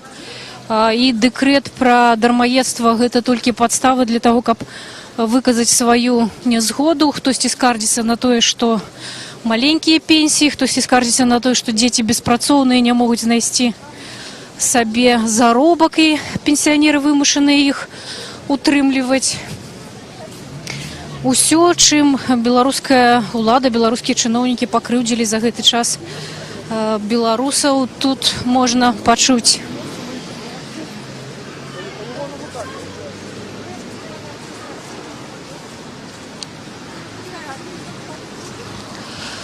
Давайте послухаем у Берасці, што кажуць людзі, ці там падобная ж сітуацыя, ці такія ж гісторыі.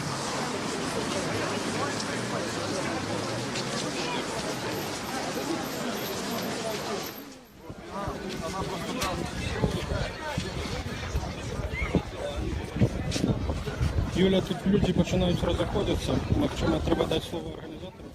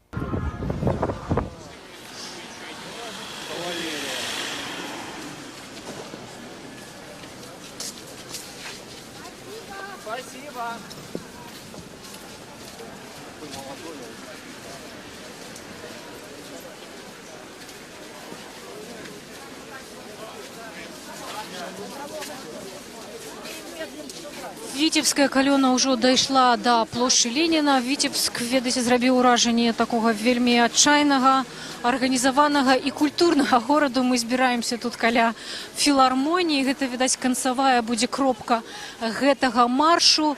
Яшчэ раз скажу, ніхто не арганізоўваў гэтую віцебскую акцыю. Людзі самі прыйшлі, самі прынялі рашэнне сысці з галоўнай часткі плошчы Перамогі, тому што там афіцыйныя віцебскія ўлады зладзілі масленіцу. Там было вельмі шмат дзяцей, для іх былі арганізаваныя забавы, і людзі самі сказалі, што не, мы не будзем дзецям перашкаджаць, перайшлі на іншы бок плошчы Перамогі, там сабраліся, абмеркавалі ўсе свае праблемы. Я хочу сказаць таксама, што галоўны ўсё ж такі лозунг, які гучыць на гэтай акцыі, гэта заклік да ўлады сыходзіць. Вот мы падыходзім, ён якраз такі і гучыць. І цяпер ужо гадзіну людзі ішлі ад плошчы Перамогі да плошчы Леніна. Вельмі арганізавана, але частка калоны ўсё ж такі выйшла на праезную частку. І вот тут ужо людзі таксама самі сабой арганізавалі гэты мітынг. Свободу! Свободу! Свободу! Свободу! Свободу!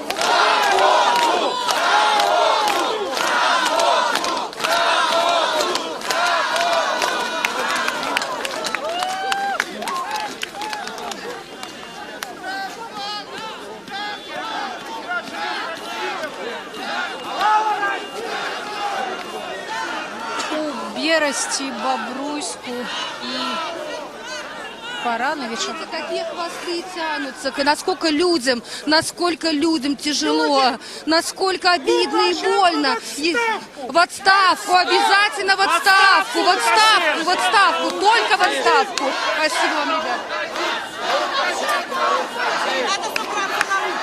Лукашенко, уходи! Лукашенко, уходи! Лукашенко, уходи! Лукашенко, уходи! Лукашенко,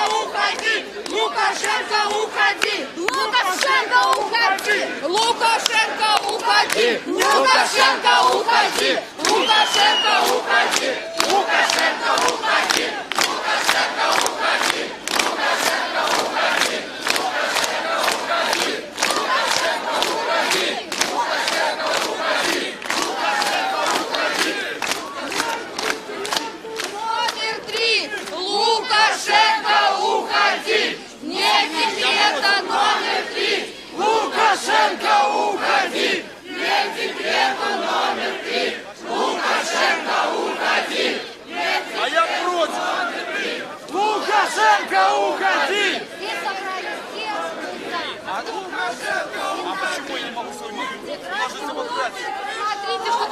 Посмотрите, снимите, знаете, сколько людей, посмотрите, до чего он дошел, допек, довел. За ручки. Свободу Беларуси! Вот Лукашенко! Живет! Живет!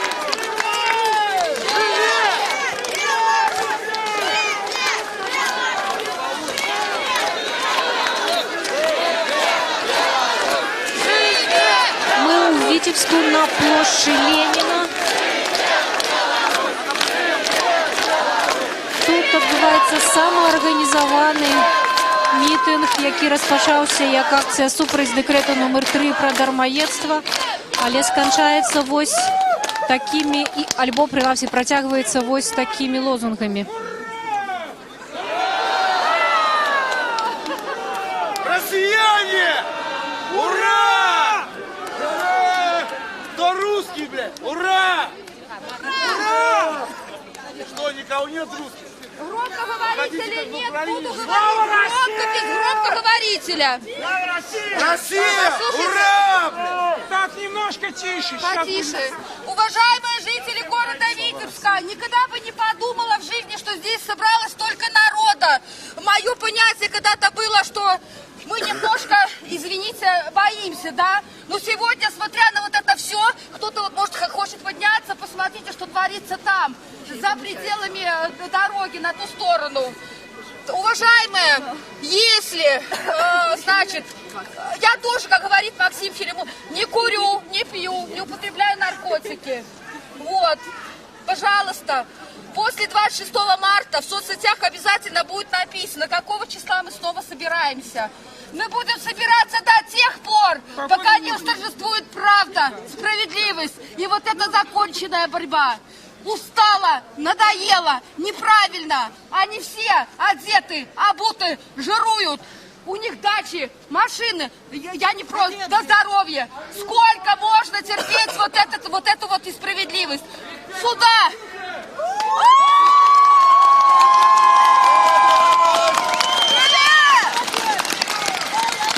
Ребята, нету...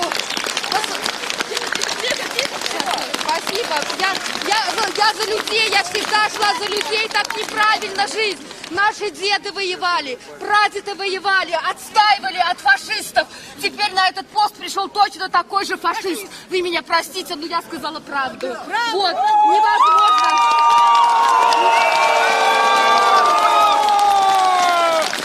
Уважаемый Александр Григорьевич, Павличук, уважаемый. Устали люди, уступите путь, место, дорогу, молодежи, чтобы ребята наши не уезжали, мужья, чтобы не уезжали далеко за пределы. Дайте им работу, они останутся. Вы это все прекрасно знаете, но играете просто клоуна и циркача, который не хочет снять маску. Уважаемый Александр Григорьевич, живи Беларусь! Мы будем жить! Будем жить!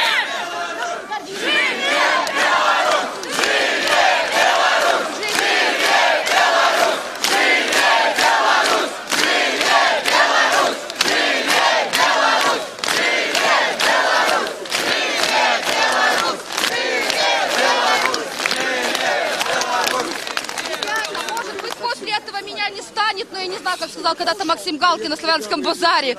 Ну, знаете, что я человек, мы все люди. Нас родили наши мамы, отцы, которые всегда воспитали нас говорить правду. К чему сейчас, что приведет то, что довел Лукашенко до того? Наши дети, появятся у нас внуки, хочется им оставить красиво, чисто, честно, по-честному, честно и честно, оставить им красивое за собой какой-то хоть след. Что мы сейчас оставляем? То, что конкретно предложение поступит после 26 марта. Ой, извините. Будем ждать. Там же 4 представителя как бы пойдут об отмене декрета и об отмене того, что там написано. Когда... Лукашенко, уходи! Лукашенко, уходи! Лукашенко, уходи!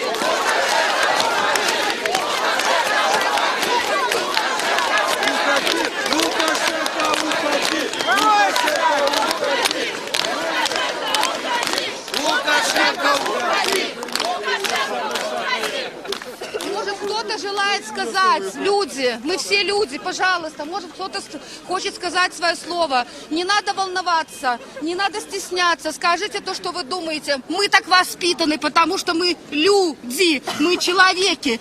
Пожалуйста. Если мы будем бояться, нас затюкают и гонят в землю. Пожалуйста, не надо бояться. Пожалуйста, как подходите. Есть, так надо и пожалуйста, кто хочет, не стесняйтесь, этого не стесняются. То, что наболело, нужно говорить. Понимаете?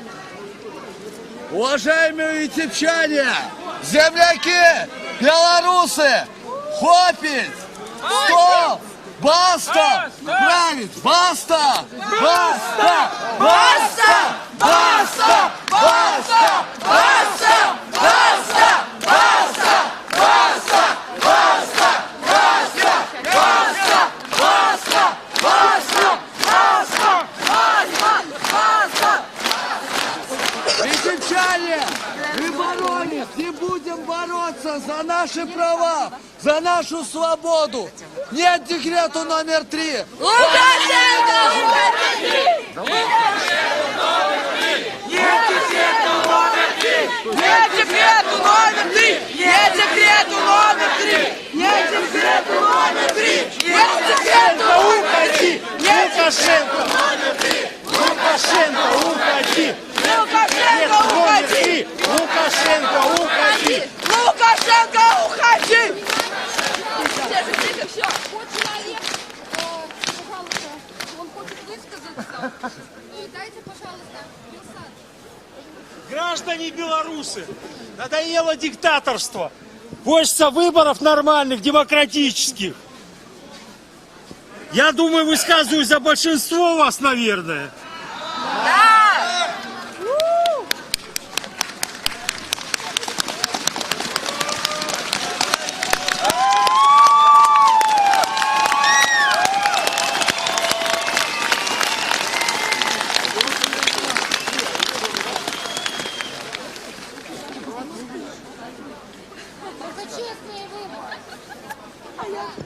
За честные демократические выборы.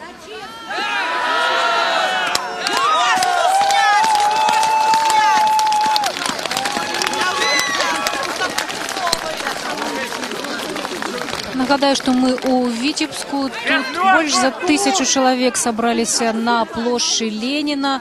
Это протяг акции, якая пачалася гадзіну таму. Афіцыйна першая падстава, з якой людзі збіраліся, гэта супраць дэкрэту номер 3, але цяпер людзі...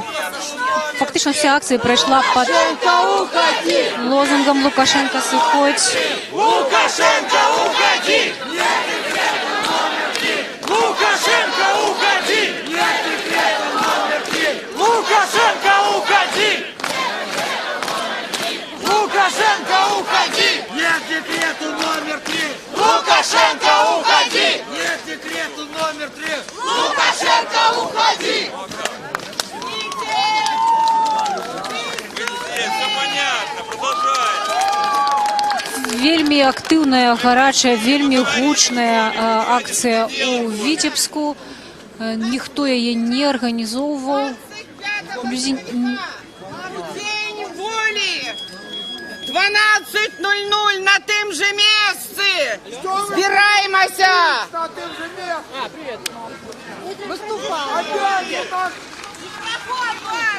Будем шукать! Я думаю, до этого часу нечто знойдем. Правильно. И что будете робить? Паколькі у акцыі няма афіцыйных арганізатараў ці неафіцыйных, і людзі самі арганізоўваліся, самі прымалі рашэнне, цяпер вот пытаюцца просто з сярэдзіны людзей, што рабіць. Пасля некаторых акцый былі прынятыя пэўныя рэзалюцыі, збіралі подпісы, але ў Витебску такога няма. І таму людзі яшчэ чакаюць, якое рашэнне будзе прынятае. Сколько надо собрать подписи для того, чтобы не пишут? Где эти подписы? О чем речь идет постоянно? Мужчина, подойдите. Мы постоянно говорим. Давайте подписи собирать. Сюда хочет сказать, как детей сегодня. Сам он не уйдет никогда. Чтобы они конкретно пришли на Масленицу. Всем диктовали это. И мы пришли это посмотреть и сказать, как. Мы оттуда пришли сюда. Звычайна пасля такіх акцый збіралі подпісы за адмену дэкрэта номер 3. Вот цяпер людзі чакаюць, чым скончыцца, якое рашэнне будзе прынятае па выніках гэтай акцыі. Кто-то стоит, зеваки, смотрит. Кто-то пришел конкретно сказать, высказать свое. У него свое наболевшее, у меня свое. Вместе мы силы. Но вот эти люди, почему-то они просто стоят и молчат. Или нет Лукашенко, нет. Давайте конкретику. Не с президента, давайте с нас начнем. Где бумага, где написана подпись, о чем вы говорите, 5000. В интернете я не нашел, сегодня еще не нашел.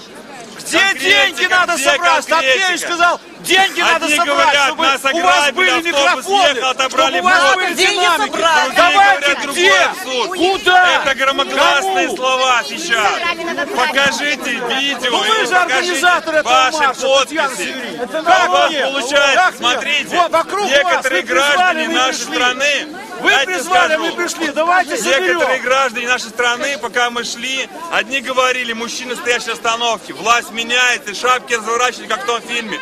Другие проходили просто мимо и говорят, а что за флаги? А я говорю, честно сказать, я не знаю. А другая женщина говорит, это не наши флаги. А я говорю, давайте, подождите, давайте загуглим, говорю. Открываем интернет. Эту акцию, как після яе были приняты некие конкретные решения. Я объясняю этой женщине. Ни один человек не подошел, не сказал то, что сказали мне сейчас люди, пока мы шли сюда. Мы пришли, покричали, дало Лукашенко. Конкретно, что делать будем? Ну ладно, хорошо, пан. С чего начинать? Уже реально нервов не хватает. Мы пришли с семьей, конкретно с семьей. Давайте сейчас подпишем. Конкретно в интернет выложим это все, что мы имеем столько народу, которые пришли сказать, что не согласны с многим режимом. Мы так его уже привыкли называть. На самом деле, у меня много друзей, очень много друзей в России. Я им каждый день показываю, что у нас происходит в стране. Постоянно я в Минске, здесь, показываю вот это все. Он говорит, я в шоке. Я плачу за охрану, я директор ювелирной мастерской, объясню нюанс. Я плачу за охрану своей мастерской бешеные деньги государству.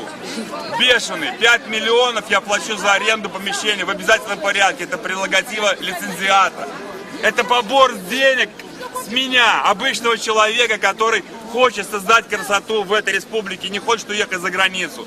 Я мог давно уехать в Соединенные Штаты. Я пришел сказать, что я Андрей Жизневский. Моя фамилия такая. Я один из лучших ювелиров Республики Беларусь. Мне очень сложно здесь, потому что я плачу сумасшедшие налоги. Сумасшедшие. И есть результаты. Я постоянно сужусь во многих инстанциях. Ребята, вы не представляете, как это сложно. Я прошел от А до Я. От Верховного до Президиума. Там другие коллеги, которые рассуждают совершенно по-другому. Но все сложно. У нас везде берут деньги за непонятные вообще бумаги, которые... Я считаю, как было, как говорят, одно окно, у нас это не работает нигде. Я иду в одну организацию, мне как директор идите по подписи к другому начальнику. Я прихожу, история в другом. В один кабинет, расскажу даже где, куда. Иду просто аттестацию весов, обычных лабораторных. Мне рассказывают, что нужно вам пройти другой кабинет. Это акція, тому що ми з вами назираємо, як просто білоруси поміж собою домовляються, ці буде сапраўды на гэтай акції, яка була організована самими людьми, яка була ими проведена, ці буде прийнято некое рішення. Пожалуйста. И я говорю, как же так? У нас же нельзя, запрещено курить в общественных местах. А он мне говорит, пошел вон отсюда. Я обычный человек, физлицо, пускай так. Но я пришел и ему что-то сказал. Товарищам гаишникам постоянно делаю замечания. Постоянно. Мне говорят, вы будете учить нас, как нам работать. Ребята, о чем речь? Скажите вы все, что вы думаете? А не просто покричать «долой, долой». Реально, что, какие варианты? Действительно. И таких нас тут пришло много. Моя мама пенсионерка, очень много лет, 46-го года рождения. Мы приехали с Дальнего Востока, мы родители военнослужащие. Папа летчик, мама летчик, все такое. Суть не в этом. До сих пор она работает в детском садике. Она работает на полставки. Что это значит? Каждый знает это. Что такое полставки? Норма часов полставки. Она работает с утра до вечера и поздно приходит домой, выносит мне мозг, потому что я молодой с супругой. Каждый что предлагает?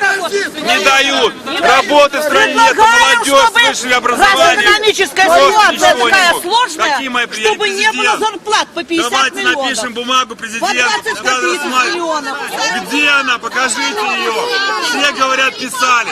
Покажите бумагу, что вы написали, и она зарезервирована. Отсюда зарплата, средняя пенсия по Беларуси. Куда посмотреть? Где смотреть? В интернете. Я уже гуглил.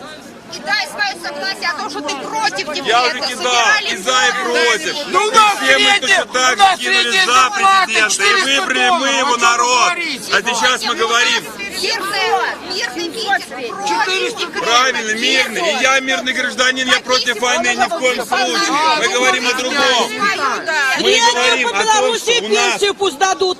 Я в 50 лет отработала, у меня пенсия 2 миллиона, 50 лет стажа. Давайте поглядим пакуль, что адбываецца па краях плошчы. Вот, канешне, не дачакаўшыся нейкіх іншых закліках, людзі пачынаюць разыходзіцца, але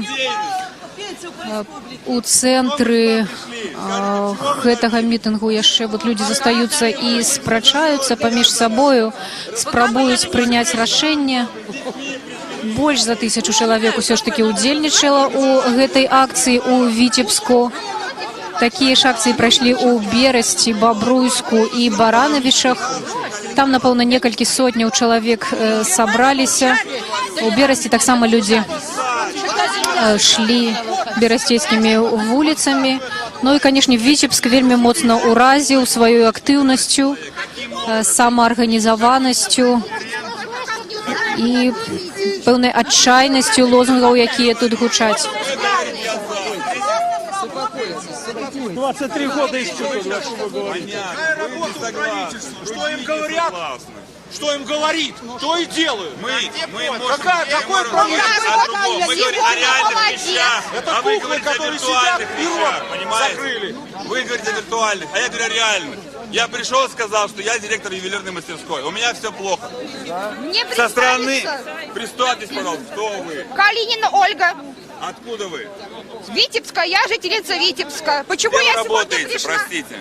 Я с 1 марта я буду безработной. Где вы работали ранее, скажите, пожалуйста? Да. Где вы работали ранее? Ну, скажите просто, интересно. Витебский горплод, овощеторг. Я работала бухгалтером. Да. Мне нужно было До этого я работала бухгалтером витебских продуктов. Где сегодня витебские продукты? Могу предложить. Это понятно, ребят, все понятно. У всех заработные платы маленькие, нам всем трудно и сложно здесь жить. Понятно. Много законов, которые нам прикрутили. Россия говорит, балдеть, у нас я Пасля все большасці акцый супраць дэкрэту нумар 3, якія адбыліся ў Менску, у Гомелі, людзі збіралі подпісы за адмену гэтага дэкрэту. Тое самае сёння зрабілі удзельнікі акцыі ў Бабруйску. У Віцебску пакуль што ніякіх канкрэтных крокаў не зроблена, прынамсі вот сярод тых людзей, якіх мы тут назіраем. Але акцыя самаарганізаваная.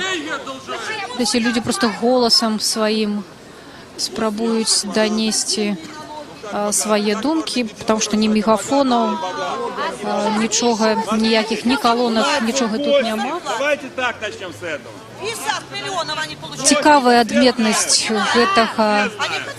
гэтай акцыі ў тым, што абсалютна няма міліцыі, і нават, ведаеце, вельмі цяжка вызначыць людзей у цывільным, якія здымаюць на відэакамеры. У Менску звычайна гэта вельмі проста, а тут нават я не магу сказаць, ці ёсць такія людзі. Не разрешено было ни одному смертному из вас построить. Построить дом. Почему чиновникам можно, а мне, обычному гражданину, нельзя? Лицом не вышел. Я не то, что не подойду, мне документы эти не выйдут, господи боже мой. Просили землю, это нереально. Дайте какой-то суду молодой семьи, почитали, обалдеть, нереально. Что вы говорите, что вы? Я вот сказал свое. Где народ еще? Пришли, постояли, послушали. Это зеваки, 50% сюда пришли. Мы гуглим интернет каждый день по поводу вот этих всех собраний. Одни говорят, пришли 200 человек в прошлый раз и говорят, а мы не знали, нас не предупредили. Но предупредили, но пришли. И дальше что я говорю? Ну мы придем. А ты скажешь, что да, я скажу. А ты придешь другу, да, я привел семью, другую семью пришел. Ты по-своему говоришь, а я по-пенсионски говорю. Моя мама могла... Пакуль тут людзі спрачаюцца паміж сабой, конечно, збольшага удзельнікі разыходзяцца.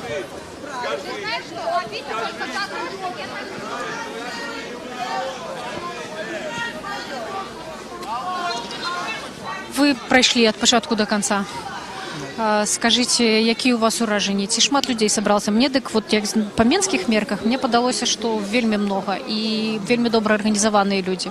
А вам як ураження? Мне тоже понравилось, в принципе, очень много собралось людей.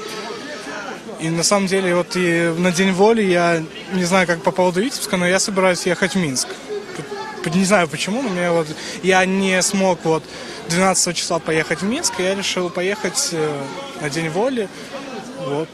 А вы сами витебские? Да, я сам витебский. А як увогуле у Витебску люди? Яны схильны так часто збираються на такие акции? На моей памяти, наверное, впервые. Увогуле пишем. Да. Потому что, не знаю, это вот этот декрет номер 3, это уже был серьезный край, и мне кажется, нервы не выдержали у всех. Что это уже перебор. А агульная ситуация у Витебску какая? Потому что тут, конечно, люди вельмі отчаянные и так радикально настроенные. А вот те люди, які вы сустракаете на праці, на учебе, там, не знаю, у громадском транспорте, про что они говорят теперь? Они тоже говорят, они просто недовольны, то есть на словах, и все, не более. Ни один мой знакомый друг не собрался и не пошел со мной на митинг. Але людей шмат, як вы думаете, больше за 1000? Да, я думаю, больше. 1500-2? По ощущениям, 2,5. Да, то есть, я сужу по матчей футбольного клуба, то есть стадиона, то есть я вижу, мне кажется, 2,5-3 было. А скажите, а чому ви думаєте, нема ніяких організаторів? Тут люди чекають, що будуть якісь підписи хоча б збирати. Люди хочуть ніякого конкретного дня. Чому гэтага нема? І ці гэта зменить? Мне кажется, просто оппозиция не думала, что выйдет столько народу и не взялась за организацию. А треба було? Чи так? Я думаю, да. Но я думаю, надо было поверить и организовать это все, как в Минске, с колонкой, с микрофоном, чтобы не было такого, то, что маленький звук. Если бы это было организовано, то было бы намного больше говорящих людей, которые рассказали бы свои истории и просто показали это на видео, что не тысячи, а тут, не знаю, может, сотни тысяч недовольных. Дякую вялікі. У Вітебску яшчэ на плошчы Леніна застаюцца людзі, якія ўдзельнічаюць у акцыі супраць дэкрэту нумар 3. Гэта дэкрэт пра дармаедства. Тут цяпер людзі спрабуюць вырашыць, што рабіць. Фактычна гэта цяпер перарасло ў нейкае дыскусію на надзённыя праблемы. І пакуль тут людзі унутры дыскутуюць паміж сабою, скрай калёны ўжо разышоўся. Спачатку некалькі сотняў чалавек сабралася, але пасля, калі людзі сталі ісці вуліцай Леніна, стала зразумела, што сапраўды гэта 1000 чалавек. Я б сказала 1000 з нечым, але малады чалавек, які з Вітебску, ацэньвае ў 2500 удзельнікаў. І пару сотняў чалавек сабраліся таксама сёння ў Баранавічах, Бабруйску і Берасці.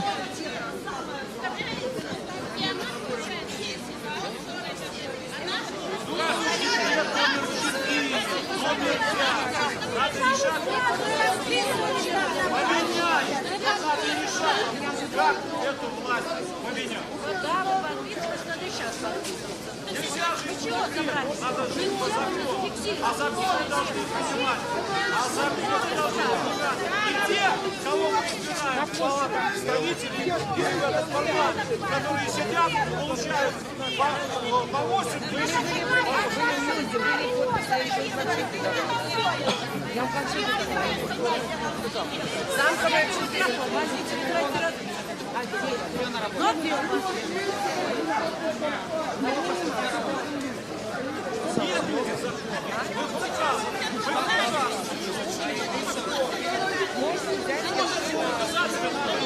Замковая 4. Любые экзамены, обратите на замковую. Профсоюз Г.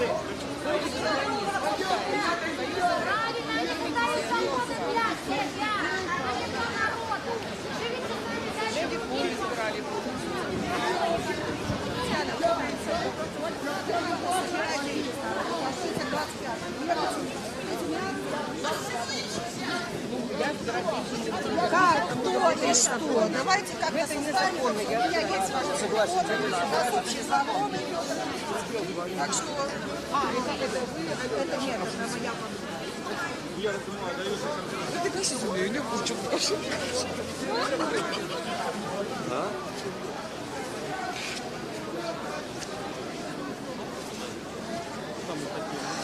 Радыё Свабода. Мы з прамой трансляцыі былі ў Віцебску, Берасці, Баранавічах. Паказвалі вам, як беларусы выйшлі на акцыі, пратэстуючы супраць дэкрэту нумар 3, дэкрэта пра дармаедства. У Берасці і Баранавічах некалькі сотняў чалавек сабраліся на плошах, прайшлі галоўнымі вуліцамі горада, сабралі подпісы за адмену дэкрэта нумар 3. У Віцебску уразіў, як кажуць спартовыя каментатары, пераняў эстафету ад Менску і Гомеля, дзе на мінулым тыдні таксама тысячы чалавек выйшлі на вуліцы, пратэстуючы супраць гэтага дэкрэту. У Віцебску от 1,5 до 2,5 тысяч чалавек. Не скажу вам дакладную лічбу, таму што людзі расцягнуліся па ўсёй вуліцы Леніна, гэта шырокая Віцебская вуліца. Адметнасць гэтай акцыі ў тым, што яна была самаарганізаваная. Тут не было ніякіх апазіцыйных палітыкаў, а ведаю, дарэчы, што Анатоль Лябедзька прыехаў у Баранавічы падтрымаць тых пратэстоўцаў. А вот у Віцебску проста людзі самі сабою выйшлі, самі сабою прымалі рашэнне, куды ім рухацца, пра што ім размаўляць, якія лозунгі ім выкрыкваць, пра што ім, з якім меседжам звяртацца ім да ўлады. І адметнасць гэтай акцыі у тым, што галоўны ўсё ж такі лозунг, галоўнае, чаго патрабуюць людзі, гэта ўжо нават не адмены дэкрэту нумар 3, а людзі наўпрост звяртаюцца да ўлады: Лукашенка, сыходзь. Віцебск, чакаем, калі будуць наступныя акцыі і ці яны будуць. Заставайцеся з намі, гэта было Радыё Свабода.